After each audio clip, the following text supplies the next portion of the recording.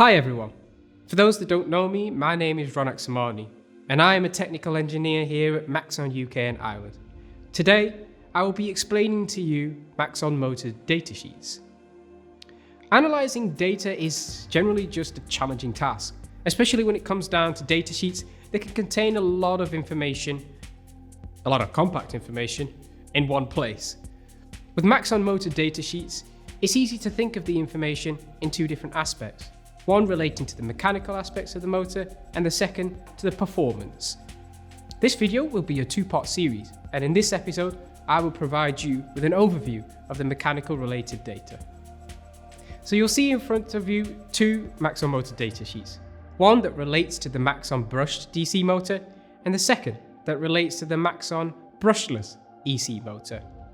Brushed and brushless motors do have some distinct features between them, but as you can see from the layout, they are similar in data. What they do share is an engineering drawing, and the engineering drawing is just basically a physical representation of what the motor would look like in 3 dimensions. It's there to really answer the question, hey, will this fit in my application?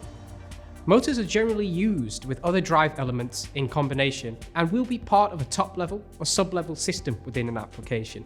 Therefore, it's paramount to take in consideration if the physical unit will fit within the spatial envelope. For this, there are really 3 pieces of key data. The first being the width. Well, Maxon motors are classified by their width, otherwise the diameter of the motor. You'll see here RE35 motor. Well, what does this mean? Firstly, the RE relates to the product range, and the 35 is the width diameter classification. Secondly, the length, which is noted in the engineering drawing here. And thirdly, motors have to be fixed onto something. Therefore, it's important to consider the mounting arrangement, which is also represented on the drawing. Other information that can be taken from an engineering drawing range from the shaft runout to the position accuracy of the mounting holes. However, this information is symbolically represented and might take a little further analysis to dig out from. So if you require any further information on this, please do contact your local Maxon branch. The last thing that I would like to touch upon is the mechanical data regarding the ball bearings, and this is represented here. If you've watched our previous video on Introduction to Maxon brushed DC motors, the ball bearings are a limiting factor to the service life. Staying within the limits of the actual load and the radial loads, and within the maximum speed, will optimize the ball bearing life.